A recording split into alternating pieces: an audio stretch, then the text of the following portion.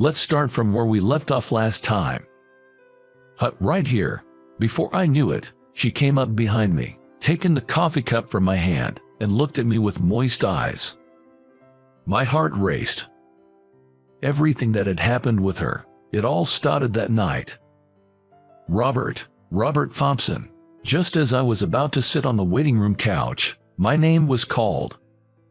The voice sounded somewhat curt. Was it because I was late for my scheduled time? It's not like I wanted to be late. I told them in advance I'd leave on time because I had a dentist appointment, but my manager, Amy, held me back. She always does this on purpose. Darn that female boss, Amy. I rushed into the examination room, where the dentist was impatiently looking at my x-ray. It's not a cavity. It's not. While sitting on the examination chair, I blurted out in surprise. The pain in your tooth is due to clenching. It's not just grinding your teeth while you sleep, but you are constantly clenching your teeth unconsciously. Are you under any stress at work or something? He hit the nail on the head. I'll give you some painkillers again, but be aware and try not to clench your teeth. I was stunned. So, when humans feel stressed, they have a habit of clenching their teeth, and clenching them constantly can cause them to ache. Most of my stress comes from my female boss, Amy. After all, she has the mentality that a subordinate's success is her success, but their failures are their own. She throws a fit if things don't go her way, and she constantly nitpicks. She has a knack for making snide remarks to subordinates she doesn't like. The fact that my toothache might be because of the boss. The dentist's office was on the 3rd floor of a 27-story mixed-use building located nearby my office. I finished my checkup just after 7:30 in the evening. I waited for the elevator, planning to eat dinner in the underground food court. Unusually, there was no one else around. When the descending elevator arrived, "Is the first floor okay for you?" I wanted to say basement floor, but what came out was a simple yes. She probably works for a company located in this building. We had shared the elevator a few times before. She's a stunning beauty. I mean, drop-dead gorgeous. She always stands by the control panel, holding the open button for everyone to get on and off, then quickly presses the close button before exiting. I had secretly nicknamed her Elevator Lady, and always looked forward to catching a glimpse of her in the elevator. But I never expected to run into her after my dentist appointment, and to have a moment alone with her. I found myself wishing the elevator would just stop for some reason, when suddenly I felt a strong jolt from below. It's an earthquake. The elevator has actually stopped. The lights went out, and the emergency lights turned on. At the same time, my right arm was suddenly yanked tight. She, in her shock, had grabbed onto my bicep with both her hands. I was frozen, unable to move, just standing there. It felt like a long time. But in reality, it was only a few seconds, maybe several. Then, the elevator began moving again, stopping at the nearest floor, and the doors opened. "It's okay now, let's get out." She quickly let go of my arm. Then, blushing, she said, "Oh, I'm sorry," and gave a nod. We both exited the elevator side by side. She nodded again and began to walk away. "Excuse me." Before I could think, I had called out to her. She stopped and looked back at me, and I said, "If you'd like, maybe we could grab a meal together." She looked puzzled and tilted her head. "You know, since we both got scared, but I guess that's a bit forward, isn't it?" I felt like I was about to burst into flames. I've never tried picking up anyone before. "Do you think the restaurants are still open after that quake?" And so, we headed to the underground food court. The places were still operating as usual. Wanting to impress, I chose an upscale-looking sushi restaurant. "I'm sorry about earlier." "Hut, for what?" "For grabbing onto your arm." Don't worry about it. It's not a big deal. She continued, a little shyly, with a smile on her face. It's been a while since I did that. I used to do it all the time as a kid. I would just cling onto anyone without thinking, but when I was 6 or 7, I got separated from my parents at a fair. I thought I was holding onto my dad's pants in the crowd, but it turned out to be a stranger. So, you got lost because of that? When I asked, she replied, yes, it was a college-aged guy. He took me to a lost children's area and stayed with me until my parents came. I clung to his arm the whole time. I started to say, you must have been, but I caught my words, hinting that she must have been adorable. My dad scolded me a lot afterward. He said grabbing people's arms like that is a sign of being spoiled. Don't rely on others. Stand on your own 2 feet, he told me, and that's when I tried to break the habit of clinging to people. So, was today the first time since then? Curious, I asked, and she playfully responded, who knows, but anyway, I'm glad I wasn't alone, and she smiled warmly. After that, the conversation drifted to a recent visit to the dentist because of a toothache that wasn't a cavity. We also talked about how our work stress must definitely be because of our bosses. Before I realized it, I was talking more than I usually did. It's not just my current boss. Ever since I was born, there's always been a woman in a position above me. My sisters are 5 and 3 years older than me, and throughout elementary, middle, and high school, all my teachers were women. Even at my part-time jobs, all my bosses have been women. Are you afraid of women or something? No, I don't see it that way. It's just that. Just what? Back in my school days, I had this female friend. She'd often invite me out to drink and stuff. I'd get my hopes up, thinking something might happen, but in the end, she'd say something like, "You are just a safe bet to me." She listened to my light-hearted story with a smile on her face. Every once in a while, she'd brush her hair behind her ear with her right hand. I noticed a small mole on the back of her hand, right around where the base of her thumb is. Are you sure you're okay with it? She had suggested splitting the bill, but I declined, saying, I was the one who invited you. We had forgotten to even exchange names. I couldn't tell her that I'd seen her around before. Thank you so much for today, and for treating me to dinner. No problem. Thank you too. She walked toward the train station, looking back and waving 2 or 3 times. Each time, I wanted to call out to her. I wanted to stop her and exchange contact details. But I thought, maybe I'd be bothering her or she might reject me. With those thoughts, I couldn't muster the courage to speak up. Waving back was all I could manage. Anyway, I'll see her again in the elevator like always. That's what I reassured myself with internally. And as I watched her leave, I realized I was clenching my teeth. Simultaneously, the words of my dentist echoed in my mind. Be conscious not to clench your teeth. From then on, with a strong desire to meet her again, I'd find reasons to slip out of work and head to that building next to our office. But for some reason, I never bumped into her in the elevator again. Then, one day, "Hey, Robert." While I was working on an urgent task at my desk, I was called by the laid-back voice of Amy. When I reached her office, "You're being transferred to our subsidiary." Amy, with a faint smile, handed me the notice of my job reassignment. Look, it's that underperforming company. Being sent to such a low-level company, I really feel for you, but maybe it's just right for someone like you. Anyway, use that little brain of yours and make sure the handover is smooth, okay? My successor was a man from the department next to mine, newly hired mid-career. When the handover process began, he was quick to grasp things and had a pleasant demeanor. He was also fairly well received by our clients. My only concern was that he seemed a bit timid. 2 weeks later, I started at the subsidiary I was assigned to. The commute took about 20 minutes longer than before, but it was manageable. However, because I was unfamiliar with the train line, I barely made it on time that day. Panting, I rushed into the building's elevator. Our office was on the 7th floor. As I reached to press the elevator button for the 7th floor, I noticed the light for that floor was already lit. Going to the 7th floor, I was addressed by a woman standing in front of the control panel. I replied with a nod and looked up at her. What? Why? It was her, the woman from that night of the earthquake.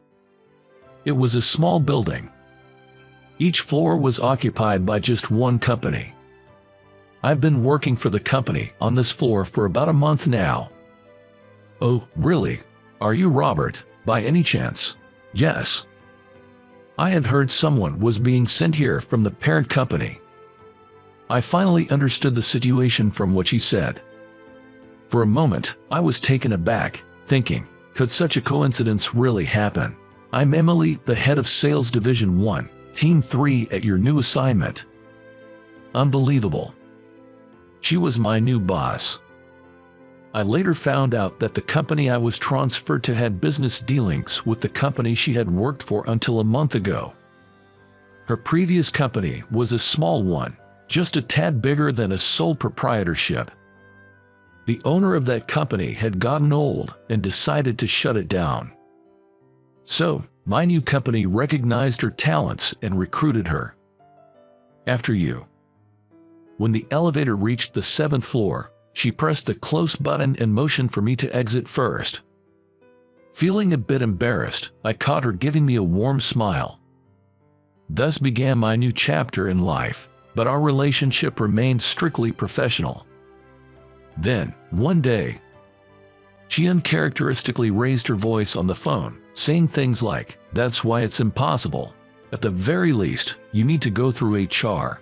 Before hanging up, I approached her with some documents I needed to submit and asked, "Is everything okay?" "No, it's nothing major. I'm sorry for raising my voice." She was clearly flustered. I was curious, but I didn't press further and left her office. At that moment, my phone buzzed in my pocket. It was a call from a colleague from my old department. I stepped out into the hallway to answer. "Yes, this is Rob. Hey, we've got a situation here." Despite saying it's serious, that voice sounded oddly amused. "Weren't you having a phone dispute over there just now?" Yeah, kinda."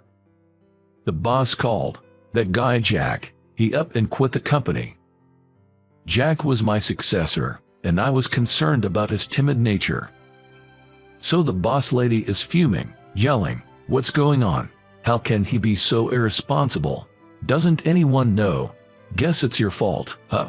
It was the first I'd heard that Jack had become the boss's target. "Yeah, he took over right from you." I genuinely felt bad for him, but as I was wondering why the boss had called in the first place, my former colleague explained. "Since he left so suddenly, we don't have anyone to fill his spot, so they tried to bring you back here for the time being, but you turned them down flat. Amy is steaming mad right now." It all clicked, and I went back into the room. Our eyes met.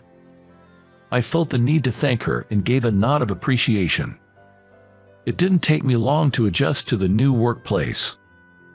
Perhaps due to the absence of the previous stressors, even my toothache ceased to bother me. Most importantly, work became fun. Of course, because seeing Emily at work was a highlight. And she truly was a catch, always efficient at her job. And providing clear instructions to us, her subordinates. Yet, she never acted arrogant. A stark contrast to that bossy lady back at my old place. The vulnerable image I had of her from that night of the earthquake was nowhere to be found. My secret feelings for her only grew. But I thought they were just unattainable dreams. However, oh, my wallet.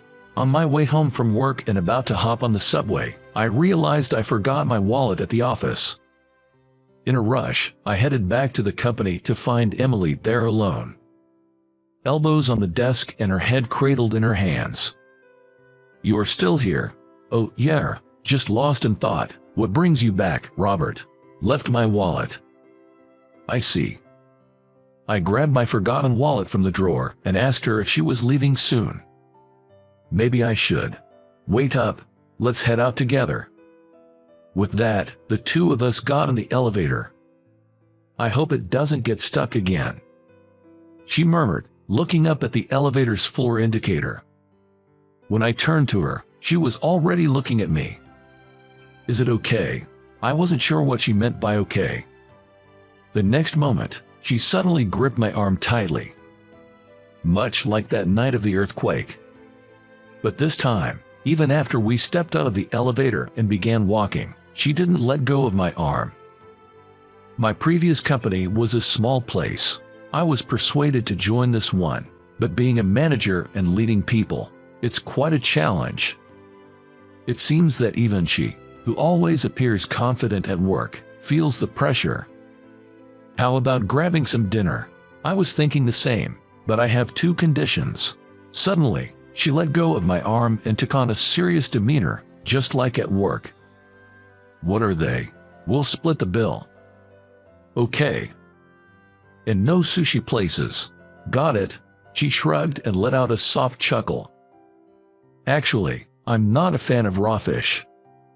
So, you pushed yourself that other night. Yes, I thought, why not? You treated me after all. We both laughed heartily. As we laughed, she grabbed my arm again, resting her head on my shoulder. She chose a barbecue place near the station. A man and a woman, just the two of us, at a barbecue joint. My heart raced, but she seemed completely unbothered. First, we toasted with draft beers. I glanced at her right hand as she held her mug. I was staring at a mole near the base of her thumb on the back of her hand. What? She noticed where I was looking and seemed puzzled. Oh, that mole on your hand. Yeah, I've been self-conscious about it before. What about the mole? Well, actually, me too. Saying this, I showed her the palm of my left hand. Look, right here. Oh my. On the palm of my left hand, I also had a mole near the base of my thumb. She laid her right hand over my extended left one. It's a perfect match, almost the same spot. See, she playfully looked at our overlapping hands and said, matching the lines of our palms, it's like fate or something. She made a cheeky face, sticking out her tongue in jest. And so, we began dating. Of course, we never mixed our personal and professional lives. However, our colleagues seemed to have had an inkling about us. Then, about a year and a half later, an unexpected announcement was made. Firstly, the head of the department I was previously in, Manager Williams. The HR department, concerned about the high turnover rate of employees under her direct supervision, conducted interviews and found out about Amy's arrogant behavior. She was removed from her director position and relegated to a less significant role. Then, Emily was chosen as her successor. Transferring from a subsidiary, it was truly a promotion for her. I was chosen to fill Emily's previous role. From tomorrow, we'll be in different departments at work. We can't help it. Anyway, let's start from where we left off the other day. Here, now. Why not? She smiled mischievously. I couldn't suppress the bubbling feelings anymore. Once she sets her mind on something, she won't listen. She took the coffee cup from my hand. I extended my now empty left hand towards her. She placed her right hand over mine. Our palm lines match. It's like fate. The toaster dinged. That's it for now. The toast is ready. Darn. She and I took turns cooking. That day, it was my turn to prepare breakfast, so I was in the kitchen. We had started living together. By the way, the reason we were moved to separate departments is the company's policy that married couples can't be in the same department. Yes. We were newlyweds, fresh into our marriage. Let's continue from where we left off. Come on, let's. My beloved Emily was repeatedly trying to get my attention. Naturally, I presented the palm of my left hand in front of Emily. Then, Emily playfully slapped it away. "What's the matter?" Still half asleep. It was Emily's voice that made me realize I'd dozed off and had been dreaming of our newlywed days. The sensation of Emily's hand tapping mine brought me back to reality. "About the other day," I mumbled, and Emily picked up on it. She gently placed her right hand over my left.